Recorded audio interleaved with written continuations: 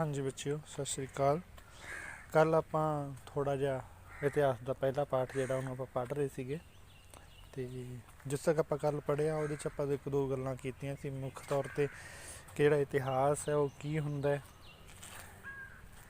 ਅਤੇ ਇਤਿਹਾਸ ਨੂੰ ਕਿਉਂ ਪੜ੍ਹਨਾ ਚਾਹੀਦਾ ਆਪਾਂ ਨੂੰ। ਠੀਕ ਹੈ।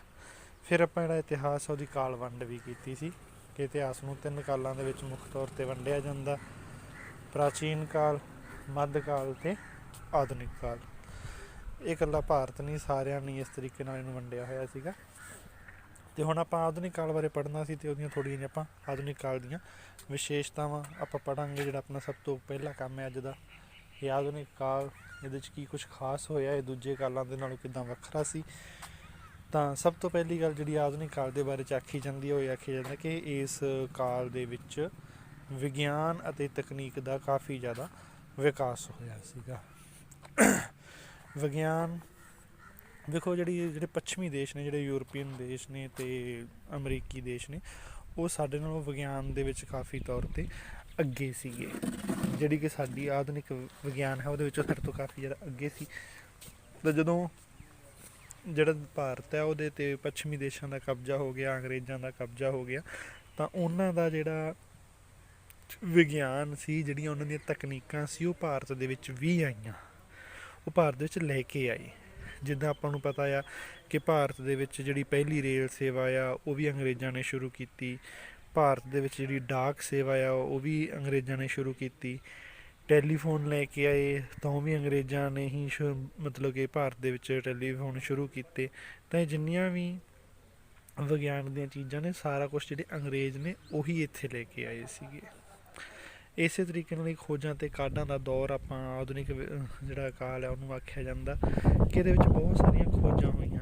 ਜਿੱਦਾਂ ਆਪਾਂ ਕਹਿ ਸਕਦੇ ਹਾਂ ਕਿ ਇੰਜਣ ਦੀ ਖੋਜ ਹੋਈ, ਜਿਹਦੇ ਨਾਲ ਵੱਖ-ਵੱਖ ਤਰ੍ਹਾਂ ਦੇ ਜਿਹੜੇ ਯਾਤਾਯਾਤ ਦੇ ਸਾਧਨ ਨੇ ਉਹ ਬਣੇ। ਟੈਲੀਫੋਨ ਦੀ ਖੋਜ ਹੋਈ, ਟੀਵੀ ਦੀ ਖੋਜ ਹੋਈ। ਮਤਲਬ ਜਿੰਨੀਆਂ ਵੀ ਚੀਜ਼ਾਂ ਅੱਜ ਆਪਾਂ ਵਰਤ ਰਹੇ ਹਾਂ, ਸਾਰੀਆਂ ਦੀ ਜਿਹੜੀ ਇਹਨਾਂ ਦੀ ਖੋਜ ਹੈ ਨਾ, ਉਹ ਆਧੁਨਿਕ ਕਾਲ ਦੇ ਵਿੱਚ ਹੀ ਕੀਤੀ ਗਈ ਆ। ਅੱਛਾ, ਆਧੁਨਿਕ ਕਾਲ ਦੇ ਵਿੱਚ ਭਾਰਤ ਦੇ ਵਿੱਚ ਇੱਕ ਵੱਖਰੀ ਚੀਜ਼ ਕੀ ਹੋਈ ਕਿ ਪੱਛਮੀ ਵਿਚਾਰਾਂ ਅਤੇ ਸਾਹਿਤ ਦਾ ਅਧਿਐਨ ਸ਼ੁਰੂ ਹੋਇਆ। ਪਹਿਲਾਂ ਕੀ ਹੁੰਦਾ ਸੀਗਾ ਕਿ ਸਾਡੇ ਜਿਹੜੇ ਭਾਰਤੀ ਲੋਕ ਨੇ ਭਾਰਤ ਦੇ ਵਿੱਚ ਹੀ ਪੜ੍ਹਦੇ ਸੀਗੇ, ਅਤੇ ਜਿਹੜੇ ਹਿੰਦੂ ਸੀ ਉਹਨਾਂ ਨੂੰ ਮਤਲਬ ਆਪਾਂ ਕਹਿ ਸਕਦੇ ਕਿ ਵੇਦਾਂ ਬਾਰੇ ਪੜ੍ਹਾ ਦਿੱਤਾ ਜਾਂਦਾ, ਸ਼ਾਸਤਰਾਂ ਬਾਰੇ ਪੜ੍ਹਾ ਦਿੱਤਾ ਜਾਂਦਾ।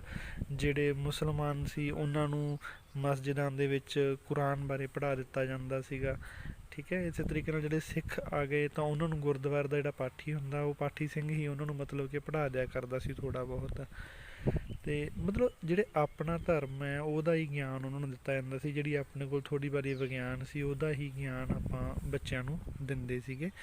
ਅਤੇ ਜਿਹੜੇ ਬੱਚੇ ਨੇ ਉਹਨਾਂ ਨੂੰ ਮਤਲਬ ਕਿ ਬਾਹਰ ਦੂਜੇ ਦੇਸ਼ਾਂ ਦਾ ਜਿਹੜਾ ਸਾਹਿਤ ਹੈ, ਦੂਜੇ ਦੇਸ਼ਾਂ ਦਾ ਜਿਹੜਾ ਲਿਟਰੇਚਰ ਹੈ, ਦੂਜੇ ਦੇਸ਼ਾਂ ਦੀਆਂ ਜਿਹੜਾ ਵਿਗਿਆਨ ਹੈ, ਜਿਹੜਾ ਦੂਜੇ ਦੇਸ਼ਾਂ ਦਾ ਮੈਥ ਹੈ, ਗਣਿਤ ਹੈ, ਉਹ ਸਭ ਕੁਛ ਉਹਨਾਂ ਨੂੰ ਨਹੀਂ ਸੀ ਪੜ੍ਹਾਇਆ ਜਾਂਦਾ। ਪਰ ਆਧੁਨਿਕ ਕਾਲ ਦੇ ਵਿੱਚ ਕੀ ਹੋਇਆ ਕਿ ਜਿਹੜੇ ਅੰਗਰੇਜ਼ ਨੇ ਉਹ ਇੱਥੇ ਆਏ ਅਤੇ ਉਹਨਾਂ ਨੇ ਆਪਣਾ ਜਿਹੜਾ ਪੱਛਮੀ ਸਾਹਿਤ ਸੀ, ਪੱਛਮੀ ਵਿਗਿਆਨ ਸੀ, ਉਹ ਸਾਰਾ ਕੁਛ ਵੀ ਸਾਡੇ ਭਾਰਤੀ ਲੋਕਾਂ ਨੂੰ ਉਹਨਾਂ ਨੇ ਪੜ੍ਹਾਉਣਾ ਸ਼ੁਰੂ ਕੀਤਾ। ਠੀਕ ਹੈ। ਇਸ ਤਰੀਕੇ ਨਾਲ ਆਪਾਂ ਇਹ ਵੀ ਕਹਿ ਸਕਦੇ ਹਾਂ ਕਿ ਜਦੋਂ ਅੰਗਰੇਜ਼ ਇੱਥੇ ਆਏ ਤਾਂ ਸਾਡੇ ਬਹੁਤ ਸਾਰੇ ਜਿਹੜੇ ਭਾਰਤੀ ਸੀ, ਜਿਹੜੇ ਅਮੀਰ ਘਰਾਂ ਦੇ ਮਤਲਬ ਬੱਚੇ ਸੀਗੇ, ਰਾਜਿਆਂ ਮਹਾਰਾਜਿਆਂ ਦੇ ਜਾਂ ਵੱਡੇ ਵੱਡੇ ਵਪਾਰੀਆਂ ਦੇ ਜਿਹੜੇ ਬੱਚੇ ਸੀ, ਉਹ ਫਿਰ ਭਾਰਤ ਤੋਂ ਬਾਹਰ ਦੂਜੇ ਦੇਸ਼ਾਂ ਦੇ ਵਿੱਚ ਗਏ ਸੀ ਪੜ੍ਹਨ ਦੇ ਲਈ। ਠੀਕ ਹੈ ਨਾ। ਦੂਜੇ ਦੇਸ਼ਾਂ 'ਚੋਂ ਪੜ੍ਹ ਕੇ ਅਤੇ ਫਿਰ ਉਹ ਭਾਰਤ ਦੇ ਵਿੱਚ ਵਾਪਸ ਆਏ ਸੀ। ਤਾਂ ਮਤਲਬ ਇਸ ਤਰੀਕੇ ਨਾਲ ਕੀ ਆ ਕਿ ਜਿਹੜੇ ਪੱਛਮੀ ਦੇਸ਼ ਨੇ, ਜਿਹੜਾ ਯੂਰਪ ਹੈ ਜਾਂ ਜਿਹੜੇ ਅਮਰੀਕੀ ਦੇਸ਼ ਨੇ, ਉਹਨਾਂ ਦਾ ਜਿਹੜਾ ਸਾਹਿਤ ਹੈ, ਜਿਹੜਾ ਵਿਗਿਆਨ ਹੈ, ਉਹ ਸਾਡੇ ਦੇਸ਼ ਦੇ ਵਿੱਚ ਵੀ ਪੜ੍ਹਾਇਆ ਜਾਣ ਲੱਗਿਆ। ਤਾਂ ਸਾਡੇ ਇੱਥੇ ਬੱਚੇ ਵੀ ਪੜ੍ਹ ਸਕਦੇ ਸੀ। ਅਤੇ ਫਿਰ ਕੁਛ ਬੱਚੇ ਜਿਹੜੇ ਸੀ ਸਾਡੇ ਇੱਧਰੋਂ, ਉਹ ਉੱਧਰ ਜਾ ਕੇ ਵੀ ਉਹ ਪੜ੍ਹ ਕੇ ਆਉਂਦੇ ਸੀ।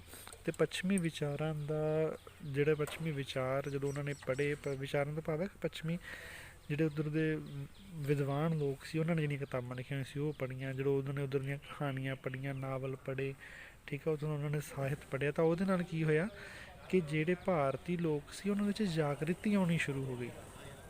ਹੁਣ ਅੱਜ ਆਪਾਂ ਸਾਰੇ ਜਾਣਦੇ ਹਾਂ ਕਿ ਠੀਕ ਹੈ ਜੀ, ਭਾਰਤ ਇੱਕ ਲੋਕਤੰਤਰੀ ਦੇਸ਼ ਹੈ, ਪਰ ਲੋਕਤੰਤਰ ਬਾਰੇ ਸਾਡੇ ਦੇਸ਼ 'ਚ ਪੜ੍ਹਾਇਆ ਨਹੀਂ ਸੀ ਜਾਂਦਾ ਕਿਉਂਕਿ ਇਸ ਦਾ ਗੁਲਾਮ ਸੀ। ਪਰ ਜਦੋਂ ਬਾਹਰ ਦੇਸ਼ਾਂ 'ਚ ਗਏ, ਉੱਥੇ ਜਾ ਕੇ ਉਹਨਾਂ ਨੇ ਲੋਕਤੰਤਰ ਦੇ ਬਾਰੇ 'ਚ ਪੜ੍ਹਿਆ ਕਿ ਸਰਕਾਰ ਨਾਮ ਦੀ ਕੋਈ ਚੀਜ਼ ਹੁੰਦੀ ਹੈ, ਉਹਨੂੰ ਲੋਕ ਚੁਣਦੇ ਨੇ ਅਤੇ ਜਿਹੜੀ ਸਰਕਾਰ ਹੈ ਉਹ ਲੋਕਾਂ ਦੇ ਲਈ ਕੰਮ ਕਰਦੀ ਆ। ਇਸੇ ਤਰੀਕੇ ਨਾਲ ਕਹਿ ਸਕਦੇ ਹਾਂ ਕਿ ਜਦੋਂ ਅੰਗਰੇਜ਼ਾਂ ਨੇ ਆਪਣਾ ਜਿਹੜਾ ਸਿਲੇਬਸ ਹੈ, ਜਿਹੜਾ ਯੂਰਪ ਦਾ ਸਿਲੇਬਸ ਹੈ, ਉਹਨੂੰ ਭਾਰਤ ਦੇ ਵਿੱਚ ਪੜ੍ਹਾਉਣਾ ਸ਼ੁਰੂ ਕੀਤਾ, ਤਾਂ ਭਾਰਤ ਦੇ ਵਿੱਚ ਵੀ ਸਕੂਲਾਂ 'ਚ ਬੱਚਿਆਂ ਨੂੰ ਕੀ ਪੜ੍ਹਾਇਆ ਜਾ ਰਿਹਾ? ਲੋਕਤੰਤਰ ਦੇ ਬਾਰੇ ਪੜ੍ਹਾਇਆ ਜਾ ਰਿਹਾ ਹੈ। ਉਹਨਾਂ ਨੂੰ ਅਧਿਕਾਰਾਂ ਦੇ ਬਾਰੇ ਪੜ੍ਹਾਇਆ ਜਾ ਰਿਹਾ ਕਿ ਦੇਖੋ ਜਿਹੜਾ ਮਨੁੱਖ ਹੈ ਉਹਦੇ ਕੁਛ ਅਧਿਕਾਰ ਹੁੰਦੇ ਨੇ, ਉਹਦੇ ਕੋਲ ਆਜ਼ਾਦੀ ਹੋਣੀ ਚਾਹੀਦੀ ਹੈ, ਉਹਨੂੰ ਆਪਣੀ ਮਰਜ਼ੀ ਨਾਲ ਜਿਉਣਾ ਚਾਹੀਦਾ ਹੈ ਨਾ, ਉਹਨੂੰ ਆਪਣੀ ਮਰਜ਼ੀ ਦੇ ਅਨੁਸਾਰ ਕੰਮ ਕਰਨ ਦੀ ਖੁੱਲ੍ਹ ਹੋਣੀ ਚਾਹੀਦੀ ਹੈ। ਕਿਤਾਬਾਂ 'ਚੋਂ ਸਾਰਾ ਕੁਛ ਇਹ ਪੜ੍ਹ ਰਹੇ ਆ, ਪਰ ਜਦੋਂ ਸਕੂਲ ਤੋਂ ਬਾਹਰ ਨਿਕਲਦੇ ਨੇ ਤਾਂ ਕੀ ਵੇਖਦੇ ਨੇ ਕਿ ਸਾਡੇ ਕੋਲ ਤਾਂ ਸਾਡੀ ਸਰਕਾਰ ਹੀ ਨਹੀਂ, ਕੋਈ ਦੂਜੇ ਦੇਸ਼ ਵਾਲੇ ਨੇ ਜਿਹੜੇ ਸਾਡੇ ਉੱਤੇ ਰਾਜ ਕਰ ਰਹੇ ਨੇ। ਸਾਡੀ ਆਜ਼ਾਦੀ ਕਿੱਥੇ ਆ? ਸਾਡਾ ਲੋਕਤੰਤਰ ਕਿੱਥੇ ਆ? ਅਸੀਂ ਆਪਣੀ ਮਰਜ਼ੀ ਦੇ ਨਾਲ ਕਿਤੇ ਆ ਜਾ ਨਹੀਂ ਸਕਦੇ, ਅਸੀਂ ਆਪਣੀ ਮਰਜ਼ੀ ਦੇ ਨਾਲ ਕੰਮ ਕਾਰ ਨਹੀਂ ਕਰ ਸਕਦੇ। ਅਸੀਂ ਜੇ ਸਰਕਾਰ ਕੋਈ ਮਾੜਾ ਕਾਨੂੰਨ ਬਣਾਉਂਦੀ ਹੈ ਅਸੀਂ ਉਹਦਾ ਵਿਰੋਧ ਨਹੀਂ ਕਰ ਸਕਦੇ, ਤਾਂ ਉਹ ਸਾਰਾ ਕੁਛ ਸਾਡੇ ਕੋਲ ਹੈ ਹੀ ਨਹੀਂ। ਮਤਲਬ ਕਿਤਾਬਾਂ ਪੜ੍ਹੀਆਂ, ਪੜ੍ਹ ਕੇ ਉਹਨਾਂ ਨੂੰ ਸਮਝ ਆਈ, ਅਤੇ ਫਿਰ ਉਹਨਾਂ ਨੇ ਕੰਪੈਰੀਜ਼ਨ ਕਰਨਾ ਸ਼ੁਰੂ ਕੀਤਾ, ਤੁਲਨਾ ਕਰਨੀ ਸ਼ੁਰੂ ਕੀਤੀ ਕਿ ਕਿਤਾਬਾਂ ਕੀ ਕਹਿ ਰਹੀਆਂ ਨੇ ਅਤੇ ਸਾਡੇ ਨਾਲ ਕੀ ਹੋ ਰਿਹਾ। ਤਾਂ ਉਹਨਾਂ ਨੂੰ ਲੱਗਿਆ ਕਿ ਜੋ ਚੀਜ਼ ਕਿਤਾਬਾਂ 'ਚ ਕਹੀ ਜਾ ਰਹੀ ਉਹ ਕਿੰਨੀ ਚੰਗੀ ਹੈ ਕਿ ਅਸੀਂ ਆਪਣੀ ਮਰਜ਼ੀ ਨਾਲ ਆਪਣੀ ਜ਼ਿੰਦਗੀ ਜਿਉ ਸਕਦੇ ਹਾਂ। ਪਰ ਜਦੋਂ ਅਸੀਂ ਸਮਾਜ ਦੇ ਵਿੱਚ ਜਾਂਦੇ ਹਾਂ ਸਾਨੂੰ ਕੋਈ ਆਜ਼ਾਦੀ, ਕੋਈ ਖੁੱਲ੍ਹ ਨਹੀਂ। ਤਾਂ ਉਹਨਾਂ ਨੂੰ ਲੱਗਿਆ ਕਿ ਨਹੀਂ, ਸਾਨੂੰ ਆਜ਼ਾਦੀ ਹੋਣੀ ਚਾਹੀਦੀ, ਸਾਨੂੰ ਖੁੱਲ੍ਹ ਹੋਣੀ ਚਾਹੀਦੀ। ਜਿੱਦਾਂ ਦੀ ਜ਼ਿੰਦਗੀ ਸਾਨੂੰ ਕਿਤਾਬਾਂ ਦੇ ਵਿੱਚ ਦਿਖਾਈ ਜਾ ਰਹੀ ਹੈ, ਇੱਦਾਂ ਦੀ ਸਾਡੀ ਜ਼ਿੰਦਗੀ ਸੱਚੀ ਮੁੱਚੀ ਹੋਣੀ ਚਾਹੀਦੀ ਹੈ। ਤਾਂ ਲੋਕਾਂ ਦੇ ਵਿੱਚ ਜਾਗਰਤੀ ਆਉਣੀ ਸ਼ੁਰੂ ਹੋਈ। ਠੀਕ ਹੈ ਜੀ। ਹੁਣ ਜਦੋਂ ਜਾਗਰਤੀ ਆਏਗੀ, ਜਦੋਂ ਪੱਛਮੀ ਸਾਹਿਤ ਉਹਨਾਂ ਨੇ ਪੜ੍ਹਿਆ ਤਾਂ ਉਹਨਾਂ ਨੂੰ ਸਮਾਨਤਾ ਦਾ ਪਤਾ ਲੱਗਿਆ। ਸਮਾਨਤਾ, ਬਰਾਬਰਤਾ, ਇਕੁਐਲਿਟੀ, ਕਿ ਚਾਹੇ ਉਹ ਵੀ ਕਿਸੇ ਵੀ ਧਰਮ ਦਾ ਬੰਦਾ ਹੋਵੇ ਉਹ ਇੱਕ ਬਰਾਬਰ ਹੈ, ਕੋਈ ਔਰਤ ਹੈ, ਕੋਈ ਮਰਦ ਹੈ, ਉਹ ਸਾਰੇ ਇੱਕ ਬਰਾਬਰ ਨੇ। ਠੀਕ ਹੈ। ਤਾਂ ਔਰਤਾਂ ਨੂੰ ਵੀ ਮਰਦਾਂ ਦੇ ਬਰਾਬਰ ਹੀ ਸਮਝਿਆ ਜਾਣਾ ਚਾਹੀਦਾ, ਔਰਤਾਂ ਨੂੰ ਵੀ ਮਰਦਾਂ ਜਿੰਨੇ ਅਧਿਕਾਰ ਹੋਣੇ ਚਾਹੀਦੇ ਨੇ। ਪਰ ਸਮਾਜ ਦੇ ਵਿੱਚ ਕੀ ਸੀਗਾ ਕਿ ਸਾਡੀਆਂ ਜਿਹੜੀਆਂ ਔਰਤਾਂ ਨੇ ਉਹਨਾਂ ਨੂੰ ਮਰਦਾਂ ਦੇ ਬਿਲਕੁਲ ਵੀ ਬਰਾਬਰ ਦੇ ਅਧਿਕਾਰ ਨਹੀਂ ਸੀ ਦਿੱਤੇ। ਸਾਡੇ ਇੱਥੇ ਔਰਤਾਂ ਦੇ ਨਾਲ ਸੰਬੰਧਿਤ ਬਹੁਤ ਸਾਰੀਆਂ ਕੀ ਸੀ, ਕੁਰੀਤੀਆਂ ਚੱਲਦੀਆਂ ਸੀਗੀਆਂ, ਜਿੱਦਾਂ ਛੋਟੀ ਉਮਰ 'ਚ ਵਿਆਹ ਹੋ ਜਾਣਾ, ਜੇ ਮਤਲਬ ਕਿ ਕਿਸੇ ਦੀ ਕੁੜੀ ਦਾ ਪਤੀ ਮਰ ਗਿਆ ਆ ਤਾਂ ਫਿਰ ਉਹਨੂੰ ਵੀ ਨਾਲ ਹੀ ਸਤੀ ਕਰ ਦੇਣਾ। ਠੀਕ ਹੈ। ਅਤੇ ਜਿਹੜੀ ਵਿਧਵਾ ਆ ਉਹਦੀ ਜ਼ਿੰਦਗੀ ਬਹੁਤ ਜ਼ਿਆਦਾ ਮਾੜੀ ਹੁੰਦੀ ਸੀ। ਇੱਦਾਂ ਹੀ ਆਪਣੇ ਇੱਥੇ 4 ਜਾਤਾਂ ਚੱਲਦੀਆਂ ਸੀ, ਤੁਹਾਨੂੰ ਪਤਾ ਹੀ ਹੈ ਨਾ, ਬ੍ਰਾਹਮਣ, ਖੱਤਰੀ, ਵੈਸ਼, ਸ਼ੂਦਰ, ਇਹਨਾਂ ਚਾਰਾਂ ਨੂੰ ਵੀ ਇੱਕੋ ਜਿਹੇ ਅਧਿਕਾਰ ਹੈ ਨਹੀਂ ਸੀ। ਤਾਂ ਉਹ ਜਿਹੜਾ ਕੁਛ ਲੋਕ ਆਏ ਜਿਨ੍ਹਾਂ ਨੇ ਸਮਾਜ ਨੂੰ ਸੁਧਾਰਨ ਦਾ ਬੀੜਾ ਚੁੱਕਿਆ ਕਿ ਨਹੀਂ, ਅਸੀਂ ਆਪਣੇ ਸਮਾਜ ਦੇ ਵਿੱਚ ਸਾਰੀਆਂ ਜਿਹੜੀਆਂ ਗੰਦੀਆਂ ਰੀਤਾਂ ਨੇ, ਜਿਹੜੇ ਗੰਦੇ ਰਿਵਾਜ਼ ਨੇ, ਜਿਹੜੀਆਂ ਕੁਰੀਤੀਆਂ ਨੇ, ਅਸੀਂ ਇਹਨਾਂ ਨੂੰ ਖ਼ਤਮ ਕਰਨਾ ਅਤੇ ਅਸੀਂ ਆਪਣੇ ਸਮਾਜ ਨੂੰ ਇੱਕ ਚੰਗਾ ਸੁਚੱਜਾ ਸਮਾਜ ਬਣਾਉਣਾ ਗਾ। ਅਤੇ ਜਦੋਂ ਇੰਨਾ ਕੁਛ ਆ ਗਿਆ, ਹੁਣ ਵੇਖੋ ਜਦੋਂ ਆਪਾਂ ਆਜ਼ਾਦੀ ਦੀ ਗੱਲ ਕਰਾਂਗੇ ਕਿਤਾਬਾਂ ਨੂੰ ਪੜ੍ਹਨ ਤੋਂ ਬਾਅਦ ਦੇ ਵਿੱਚ, ਆਪਾਂ ਕਿਤਾਬਾਂ ਨੂੰ ਪੜ੍ਹਨ ਤੋਂ ਬਾਅਦ 'ਚ ਇਹ ਕਹਾਂਗੇ ਕਿ ਸਾਨੂੰ ਵੀ ਅੰਗਰੇਜ਼ਾਂ ਜਿੰਨੀ ਖੁੱਲ੍ਹ ਹੋਣੀ ਚਾਹੀਦੀ ਹੈ। ਜਦੋਂ ਆਪਾਂ ਇਹ ਗੱਲ ਆਖਾਂਗੇ ਸਾਨੂੰ ਵੀ ਅੰਗਰੇਜ਼ਾਂ ਜਿੰਨੇ ਅਧਿਕਾਰ ਪ੍ਰਾਪਤ ਹੋਣੇ ਚਾਹੀਦੇ ਨੇ, ਸਾਨੂੰ ਵੀ ਅੰਗਰੇਜ਼ਾਂ ਜਿੰਨੀ ਆਜ਼ਾਦੀ ਮਿਲਣੀ ਚਾਹੀਦੀ ਹੈ, ਤਾਂ ਅੰਗਰੇਜ਼ ਤਾਂ ਸਾਡੇ 'ਤੇ ਰਾਜ ਕਰ ਰਹੇ ਨੇ, ਅਸੀਂ ਤਾਂ ਉਹਨਾਂ ਦੇ ਗੁਲਾਮ ਹਾਂ। ਤਾਂ ਇੱਥੇ ਕੀ ਹੋ ਗਿਆ, ਇੱਕ ਟਕਰਾਅ ਪੈਦਾ ਸ਼ੁਰੂ ਹੋਏਗਾ। ਅੰਗਰੇਜ਼ ਸਾਨੂੰ ਗੁਲਾਮ ਬਣਾ ਕੇ ਰੱਖਣਾ ਚਾਹੁੰਦੇ ਨੇ ਅਤੇ ਅਸੀਂ ਅੰਗਰੇਜ਼ਾਂ ਤੋਂ ਆਜ਼ਾਦ ਹੋਣਾ ਚਾਹੁੰਦੇ ਹਾਂ। ਤਾਂ ਉੱਥੇ ਫਿਰ ਆਜ਼ਾਦੀ ਦੇ ਲਈ ਜਿਹੜਾ ਸੰਘਰਸ਼ ਹੈ ਉਹ ਸ਼ੁਰੂ ਹੋਏਗਾ, ਸਮਾਨਤਾ ਦੇ ਲਈ ਸੰਘਰਸ਼ ਵੀ ਸ਼ੁਰੂ ਹੋਏਗਾ। ਜਿਹੜੀਆਂ ਨੀਵੀਆਂ ਜਾਤਾਂ ਦੇ ਲੋਕ ਨੇ ਉਹ ਵੀ ਲੜਾਈ ਲੜਨਗੇ ਕਿ ਸਾਨੂੰ ਵੀ ਦੂਜੀਆਂ ਜਾਤਾਂ ਦੀ ਤਰ੍ਹਾਂ ਹੀ ਰੱਖਿਆ ਜਾਵੇ, ਸਾਡੇ ਨਾਲ ਕੋਈ ਵੀ ਵਿਤਕਰਾ, ਕੋਈ ਵੀ ਭੇਦਭਾਵ ਨਾ ਕੀਤਾ ਜਾਵੇ। ਇਸੇ ਤਰੀਕੇ ਨਾਲ ਜਿਹੜੀਆਂ ਔਰਤਾਂ ਨੇ ਉਹ ਵੀ ਆਪਣੀ ਲੜਾਈ ਲੜਨਗੀਆਂ ਕਿ ਸਾਨੂੰ ਵੀ ਮਰਦਾਂ ਦੇ ਬਰਾਬਰ ਅਧਿਕਾਰ ਮਿਲਣਾ ਚਾਹੀਦਾ ਹੈਗਾ, ਸਾਨੂੰ ਵੀ ਸਮਾਨਤਾ ਮਿਲਣੀ ਚਾਹੀਦੀ ਹੈ। ਠੀਕ ਹੈ ਜੀ। ਤਾਂ ਇਹ ਸਨ ਆਧੁਨਿਕ ਕਾਲ ਦੀਆਂ ਵਿਸ਼ੇਸ਼ਤਾਵਾਂ। ਹੁਣ ਆਪਾਂ ਥੋੜ੍ਹਾ ਜਿਹਾ ਅੱਗੇ ਚੱਲਦੇ ਹਾਂ ਕਿ ਜਿਹੜਾ ਆਧੁਨਿਕ ਕਾਲ ਹੈ ਉਹਦੇ ਸਰੋਤ ਕੀ ਨੇ, ਸਾਨੂੰ ਉਹਦੇ ਬਾਰੇ ਜਾਣਕਾਰੀ ਕਿੱਥੋਂ ਮਿਲਦੀ ਹੈ, ਕਿਉਂਕਿ ਇਤਿਹਾਸ ਹੈ, ਬੀਤਿਆ ਹੋਇਆ ਸਮਾਂ ਗਾ। ਸਾਡੇ 'ਚੋਂ ਤੁਹਾਡੇ 'ਚੋਂ ਕੋਈ ਵੀ ਉਹ ਬੰਦਾ ਹੁਣ ਮੌਜੂਦ ਨਹੀਂ ਜਿਹੜਾ ਉਦੋਂ ਵੀ ਜਿਉਂਦਾ ਹੋਵੇ ਅਤੇ ਹੁਣ ਵੀ ਜਿਉਂਦਾ ਹੋਵੇ, ਜਿਹਨੇ ਉਹ ਸਾਰਾ ਕੁਛ ਅੱਖੀਂ ਵੇਖਿਆ ਹੋਵੇ, ਹੈ ਨਾ। ਤਾਂ ਉਹ ਅੱਖੀਂ ਵੇਖਿਆ ਤਾਂ ਸਾਡੇ ਕੋਲ ਹੈ ਨਹੀਂ, ਤਾਂ ਫਿਰ ਸਾਨੂੰ ਕਿੱਥੋਂ ਪਤਾ ਲੱਗਦਾ ਹੈ ਸਾਰਾ ਕੁਛ ਹੀ। ਤਾਂ ਇਹ ਜਿਹੜੀ ਸਾਨੂੰ ਜਾਣਕਾਰੀ ਕਿੱਥੋਂ ਮਿਲਦੀ ਹੈ, ਤਾਂ ਜਾਣਕਾਰੀ ਦੇ 3 ਮੁੱਖ ਸਰੋਤ ਨੇ।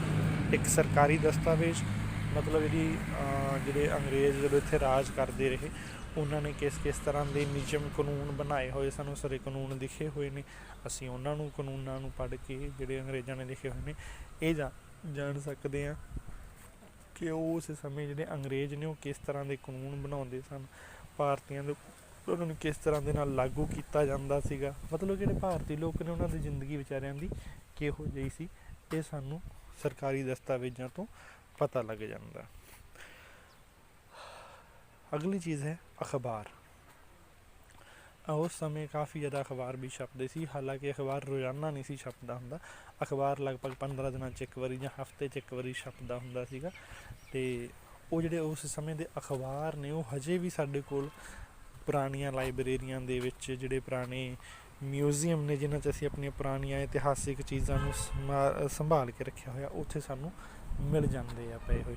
ਅਤੇ ਉਹਨਾਂ ਅਖਬਾਰਾਂ ਨੂੰ ਪੜ੍ਹ ਕੇ, ਉਸ ਸਮੇਂ ਦੀਆਂ ਜਿਹੜੀਆਂ ਖਬਰਾਂ ਨੇ ਉਹਨਾਂ ਨੂੰ ਪੜ੍ਹ ਕੇ ਸਾਨੂੰ ਉਸ ਸਮੇਂ ਦੇ ਸਮਾਜ ਬਾਰੇ ਕਾਫੀ ਜ਼ਿਆਦਾ ਜਾਣਕਾਰੀ ਸਾਨੂੰ ਮਿਲ ਜਾਂਦੀ ਆ। ਇਮਾਰਤਾਂ ਇਹ ਹਮੇਸ਼ਾ ਹੀ ਬਹੁਤ ਕੁਛ ਦੱਸਦੀਆਂ ਨੇ ਇਮਾਰਤਾਂ, ਠੀਕ ਹੈ। ਜਦੋਂ ਆਪਾਂ ਕਲਾਸ 'ਚ ਮਿਲਾਂਗੇ ਉਦੋਂ ਆਪਾਂ ਇਹਦੇ ਬਾਰੇ ਸ਼ਾਇਦ ਜ਼ਿਆਦਾ ਖੁੱਲ੍ਹ ਕੇ ਗੱਲ ਕਰਾਂਗੇ ਕਿ ਇਮਾਰਤ ਸਿਰਫ ਇਮਾਰਤ ਨਹੀਂ ਹੁੰਦੀ, ਇਮਾਰਤ ਬਹੁਤ ਕੁਛ ਦੱਸਦੀ ਹੁੰਦੀ ਹੈ। ਕਿਉਂਕਿ ਹਰੇਕ ਇਮਾਰਤ ਨੂੰ ਉਸਾਰਨ ਦਾ, ਬਣਾਉਣ ਦਾ ਇੱਕ ਢੰਗ, ਇੱਕ ਤਰੀਕਾ ਹੁੰਦਾ, ਅਤੇ ਉਸ ਤੋਂ ਬਾਵਜੂਦ ਹਰੇਕ ਇਮਾਰਤ ਨੂੰ ਬਣਾਉਣ ਦਾ ਇੱਕ ਮੁੱਖ ਕਾਰਨ ਵੀ ਹੁੰਦਾ, ਠੀਕ ਹੈ। ਤਾਂ ਉਹ ਇਮਾਰਤ ਉਹ ਕਿਸ ਚੀਜ਼ ਦਾ ਪ੍ਰਤੀਕ ਹੈ। ਮਤਲਬ ਤੁਸੀਂ ਦੇਖਿਆ ਜਿਹੜੀਆਂ ਇਮਾਰਤਾਂ ਨੇ ਸਿਰਫ ਇਮਾਰਤਾਂ ਨਹੀਂ ਹੁੰਦੀਆਂ, ਇਮਾਰਤਾਂ ਕਿਸੇ ਨਾ ਕਿਸੇ ਚੀਜ਼ ਦਾ ਪ੍ਰਤੀਕ ਹੁੰਦੀਆਂ ਨੇ, ਉਹ ਕਿਸੇ ਨਾ ਕਿਸੇ ਚੀਜ਼ ਨੂੰ ਦਰਸਾ ਰਹੀਆਂ ਹੁੰਦੀਆਂ ਨੇ ਇਮਾਰਤਾਂ। ਤਾਂ ਉਹਨਾਂ ਇਮਾਰਤਾਂ ਤੋਂ ਵੀ ਸਾਨੂੰ ਆਧੁਨਿਕ ਕਾਲ ਦੇ ਇਤਿਹਾਸ ਬਾਰੇ ਕਾਫੀ ਜ਼ਿਆਦਾ ਜਿਹੜੀ ਜਾਣਕਾਰੀ ਆ ਉਹ ਮਿਲ ਜਾਂਦੀ ਆ, ਠੀਕ ਹੈ ਜੀ।